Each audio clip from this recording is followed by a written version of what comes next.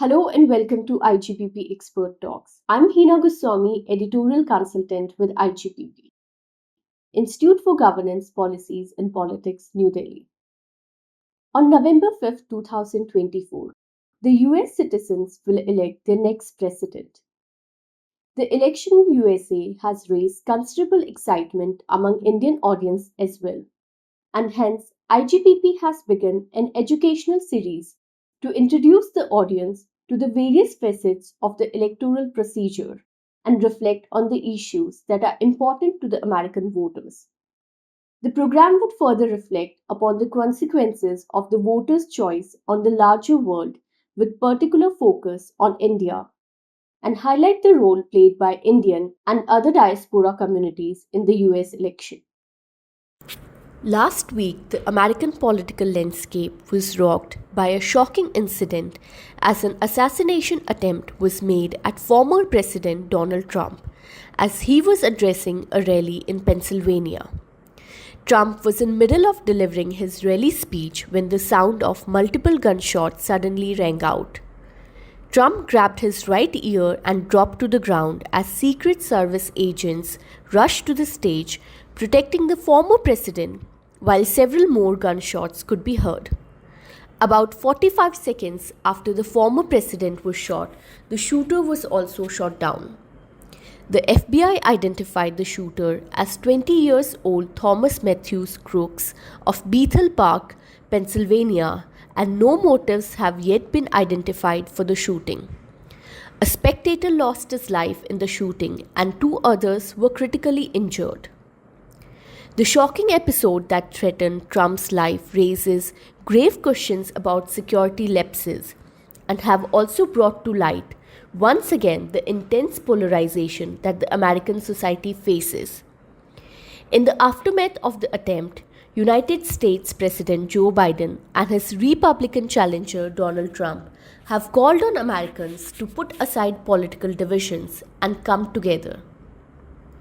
In a 6.5 minutes address from the Oval Office, Joe Biden said political violence could not be normalized and that all Americans have a responsibility to cool it down when it comes to heated political rhetoric. All of us now face a time of testing as the election approaches, the president said. There's no place in America for this kind of violence, for any violence, ever, period, no exception. We cannot allow this violence to be normalized. America has a substantial history of political assassinations. 4 presidents lost their lives to the bullet of assassins. Lincoln was the first president to be assassinated, shot by John Booth on April 14, 1865, as he and his wife, Mary Todd Lincoln, attended a special performance at Ford's Theatre in Washington. In 1881, James Garfield was the second president to be assassinated 6 months after taking office. In 1901, President William McKinley died on September 14 of complications from bullet wounds inflicted by a shooter. On November 22, 1963, President Kennedy and the First Lady journeyed to Dallas on a campaign trip. On this trip, President Kennedy was shot twice and was mortally wounded. These assassinations, broadly speaking, were committed during a period of intense political polarization and did bring together the nation in the short run. While some high-profile Trump allies have gone on the offensive since the attempted assassination, accusing Biden and the Democrats of creating the conditions for violence, more are calling for a unity of the American society. Trump also wrote earlier on his Truth Social platform that Americans should stand united and not let evil to win. Donald Trump, in his first appearance at the Republican National Convention, where he has received official nomination of the Republican Party, has signaled that unity will be a key theme of the 4-day event. After the shooting, Trump said he rewrote his convention speech to put together a greater point of emphasis on the theme of unity and the need to turn down the heat on the type of political rhetoric that has marked much of the election to date.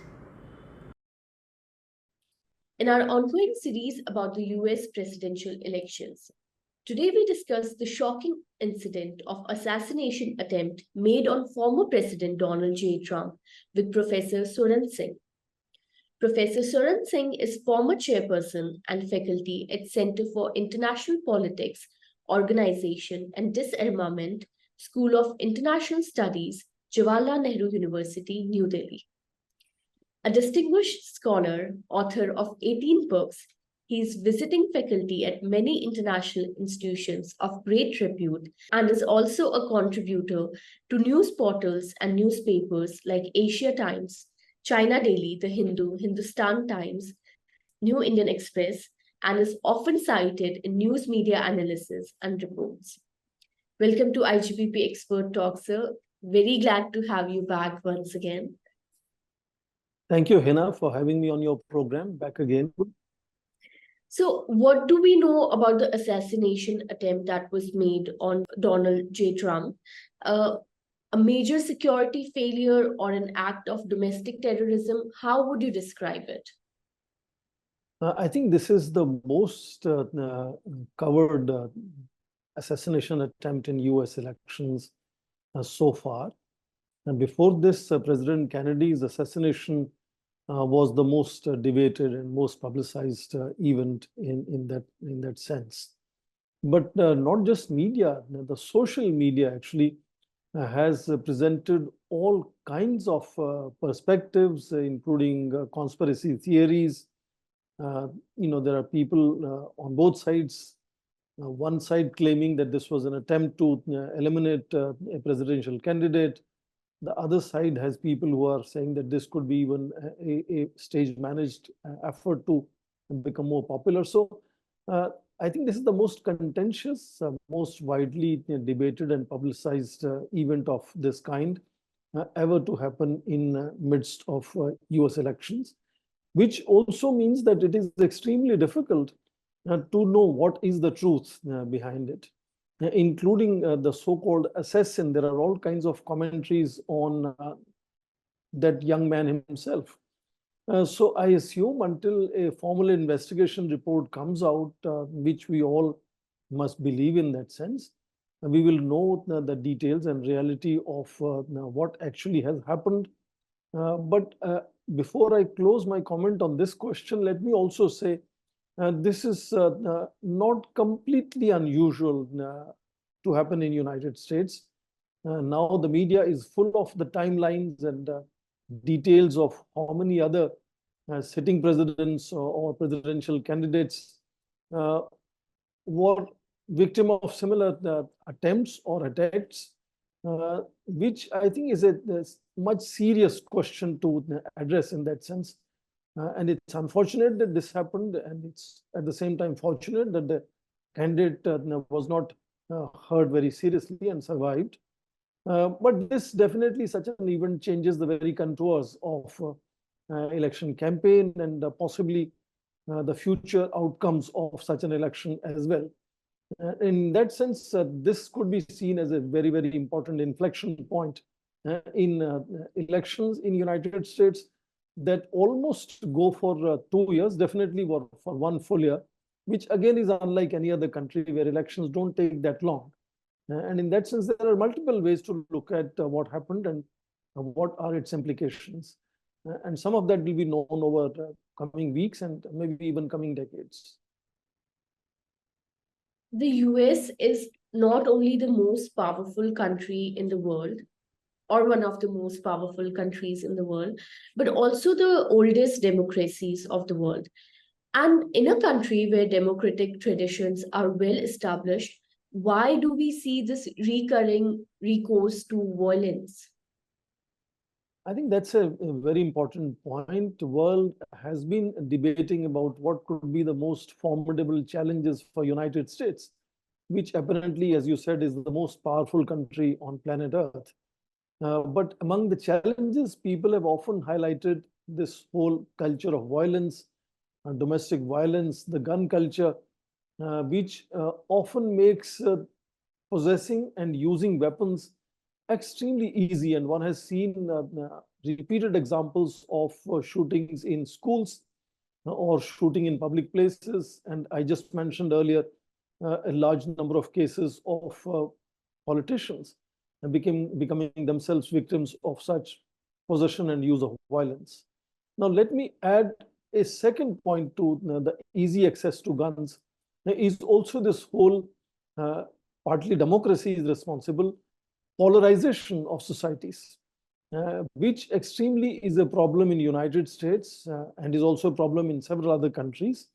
But United States, when extreme social polarization gets sort of blended together with easy access to weapons, that can create an extremely dangerous situation for United States. And one has noticed, just like in many other countries, election debates in US have also drifted far away over years from talking about issues to talking about personalities and individuals, and in fact caricaturing candidates. Both sides are doing it, and that really again raises the anxieties and fears much more, and creates a much more tense environment in which the polarization and easy access to guns can create very difficult kind of outcomes. And we saw just one such incident where the Republican candidate was hit by a bullet. And there's a whole gamut of trends and issues that go together in creating such a dangerous outcome. But what is important to underline is this is not a one-off event, and this is part of the reflection. It's a reflection of deeper malaise that I think needs to be addressed and rectified. We do know that after the attempt was made, both President Joe Biden and Donald Trump have said that, the American society needs to stand united in face of such violence. But do you think that this attempt would further deepen the divides in the American society and the polarization that we are talking about, and also like strengthen the hand of ardent Donald Trump supporters who are, as you mentioned, like some we see a lot of conspiracy theories on social media.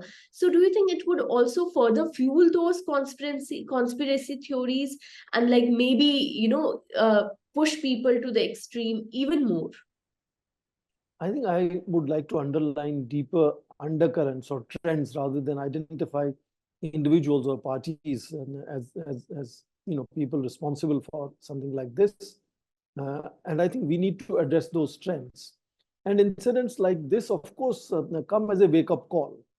And of course, we hear President Joe Biden went on television, addressed the nation, calling for unity and sovereignty.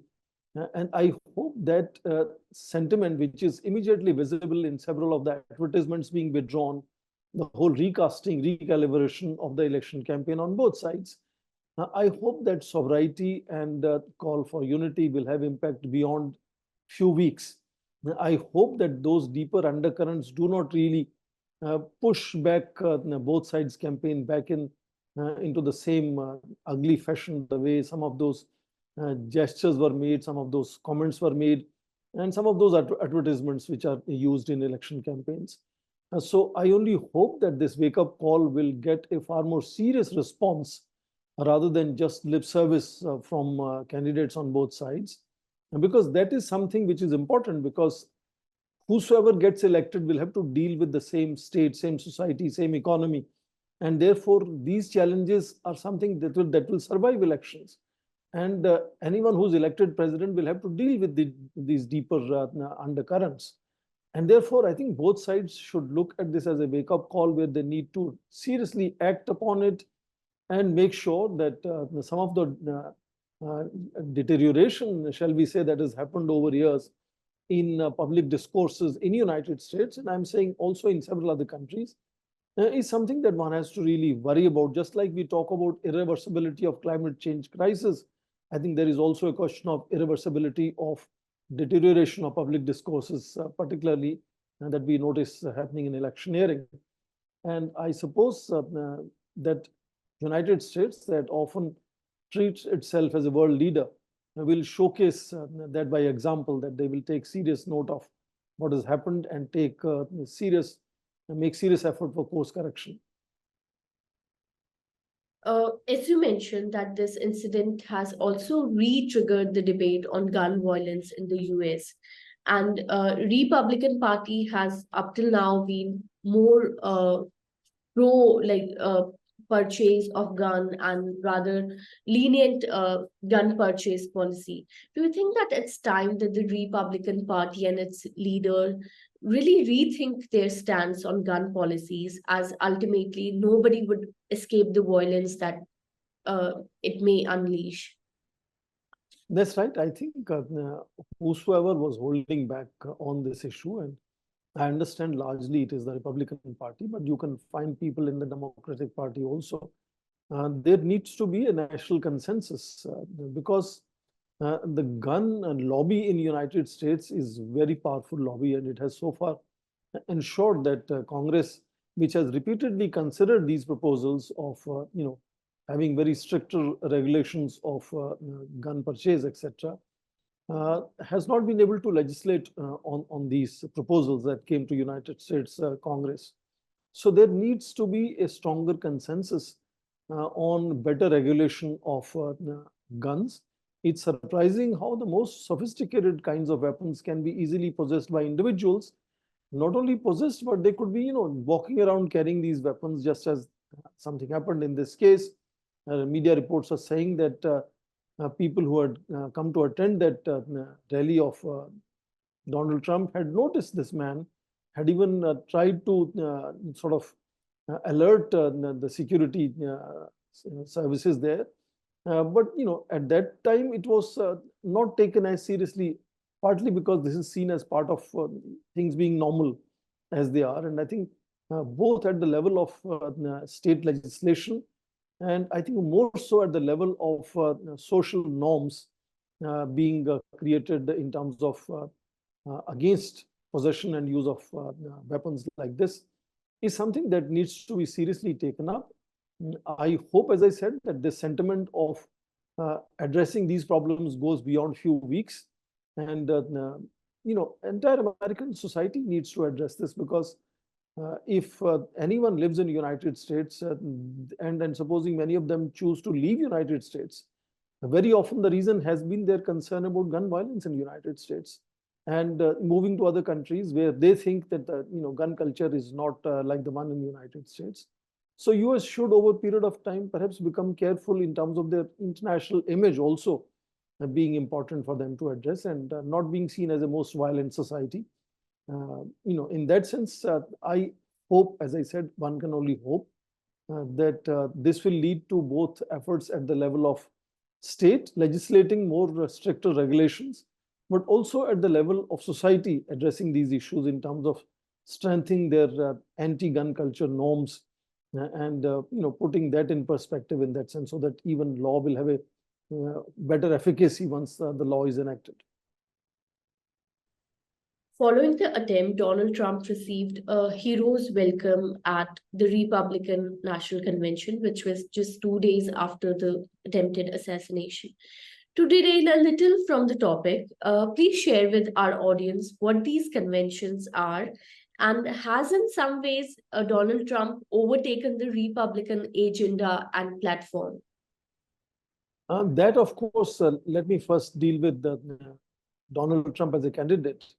I think his following in the blue collar and the Midwest area is very strong.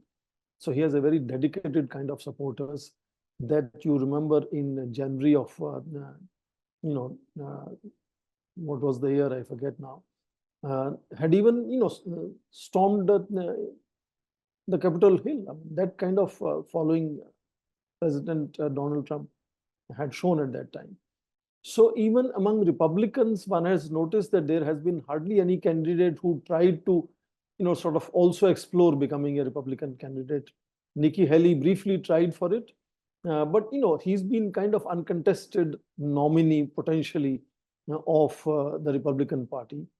And now with this incident, more and more analysts believe that he's bound to come to White House. In fact, one such analysis rather harshly said, only thing that can stop Donald Trump from coming back to White House is another bullet, which is, of course, very harsh way of saying. So he's kind of seen as a candidate who's become kind of uncontested to become the next president of the United States. Now, the second deeper question that you asked about these, nominations as a process. United States has one of the oldest written constitutions. Way back in 1789, first elections had happened. So first thing to understand is that the process of electing president, which is also called general elections in case of United States, has been a constantly evolving and improvising process. In fact, the first president, George Washington, was an independent candidate. He was not a candidate of any political party. And then, of course, from second election, we had two political parties. Very rarely we have had the third independent candidate also.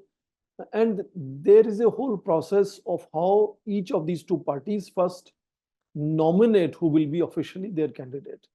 And there are two ways the parties do that. And these are called party primaries, which are in each of the 50 states of United States.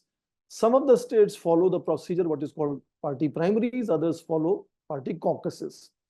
Party caucuses are more informal, vocal, visible, where a certain number of people who are influential in that area, in that constituency, come together and openly campaign for a particular candidate. Primaries usually have a secret ballot kind of a plan of people coming and voting to nominate who will be the nominee for that party. And these happen across all the 50 states of United States, including the District of Columbia, which is the capital region of United States. So together they end up deciding who will be the party nominee. And, often the candidates focus much more on what are known as swing states.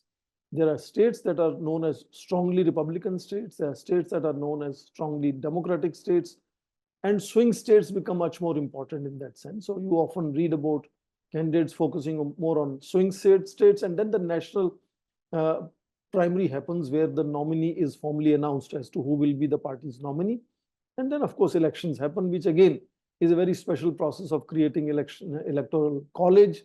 It's not a direct election of the president. In that sense, it's an indirect election of the president, where each of the states will be electing candidates or electorates for the electoral college. And electoral college, now the process has come so far, is such that the total number of electoral college is same as the people who are in US Congress, both senators and representatives in the House of Representatives. So each state proportionately elects that kind of number of electorates to constitute the electoral college. That election happens, as the procedure now is, on the second Tuesday of November, every fourth year when election has to happen. If the 1st November is Tuesday, that's not taken. So the Tuesday next to 1st November, such popular or general elections happen to elect the electorate college. And electoral college then on the Monday after 12th of December, as the process now is, will elect the president and vice president. In fact, it is interesting to see that initially, electoral college of that kind, which was also haphazard because not all states were able to, elect those electorate popularly, they used to pick up the first and the second candidate, largest and second largest votes given by electoral college, and make them president and vice president, which created chaos because sometimes they were from opposing parties. In fact, more interesting, in year 1800, both candidates received exactly same votes. And then the amendment was made that the electoral college will be separately voting for who will be president and who will be vice president. And therefore, each presidential nominee also picks up his vice presidential nominee beforehand. And also now the procedure is that in case, for whatever reason, in electoral college, sometimes because there is an independent third party candidate also, or there could be more candidates, there is no stopping of them. Supposing electoral college votes in a manner where no candidates gets 50% or more, then the election procedure moves to US Congress, where House of Representatives will elect the president and Senate will elect the vice president. And that has not happened so far. but there are procedures now, and these could again change over a period of time. What is important to underline here, perhaps, is the fact that sitting president spends almost 1.5 years focusing on this whole process of elections, which has also repeatedly initiated a debate that we should perhaps transform this whole election process, turn it into a direct election for the president and vice president, so that it can be short-term, 3 to 4 weeks process where sitting president is distracted into electioneering, and he can focus on his presidency otherwise for a longer period of time. So that's a complex process which has evolved over last almost 3 centuries now. And I think it will still continue to evolve, and potentially I hope United States might even move for direct elections that doesn't make this process as prolonged as it is now. This assassination attempt does seem to have Biden's put Biden's campaign on a back foot, and as you mentioned that there are talks that now nobody is going to stop Donald Trump from taking over the White House, and Joe Biden was already struggling with poor performance at the first presidential debate and questions over his mental and physical abilities. To end this conversation on a electioneering campaign related note, would this attempt really put Biden's campaign on a back foot?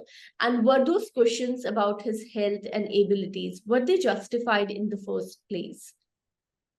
I think let me begin by saying that President Joe Biden's election campaign was already on back foot. And this incident has really made it very difficult for President Joe Biden to come back to White House.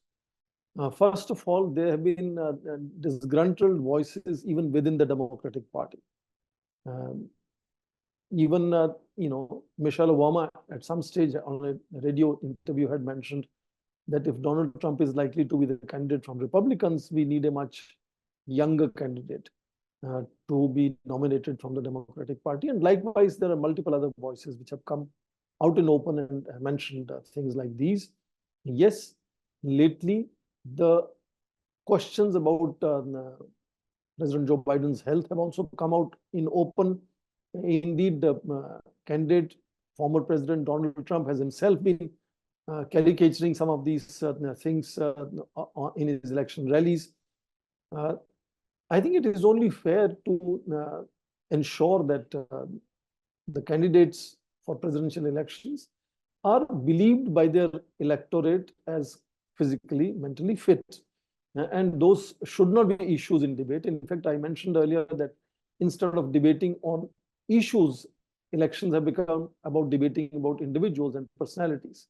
And it is part of that drift in the way campaign happens that now issues of President Joe Biden's health have come out in public.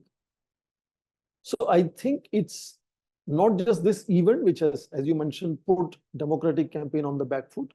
It was partly on back foot even before. And this incident has really increased the challenges for the campaign team of President Joe Biden.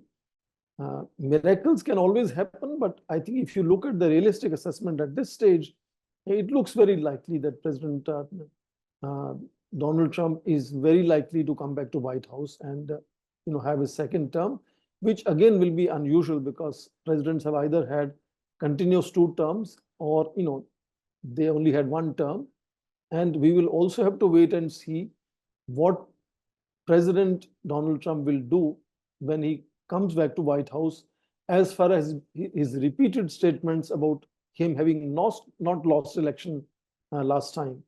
What he will do with that particular issue is also something very interesting, because that could also create ripples in the very way elections happen in the United States. And that would again make people rethink of going back to direct elections instead of this very complex process of indirect elections, where at least 5 to 6 times popular vote has been at variance with how electoral college voted. And sometimes those issues have also led to debates about why not have direct elections.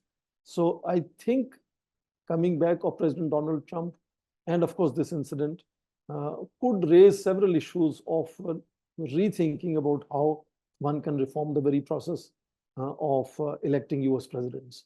which, in fact, I have even sometime read people arguing that since American presidency influences world far so much, maybe there should also be process of international electorate participating in election of US presidents. Of course, that I'm saying on a lighter vein, but I think the complex process of US elections when it comes to electing presidents need reforms and need to be made easier and more short term rather than going on for more than 1 year as they are. Thank you so much for joining us today, and thank you for explaining in detail the whole electoral process and providing your insights on the attempt that has happened and the kind of ramifications it would have.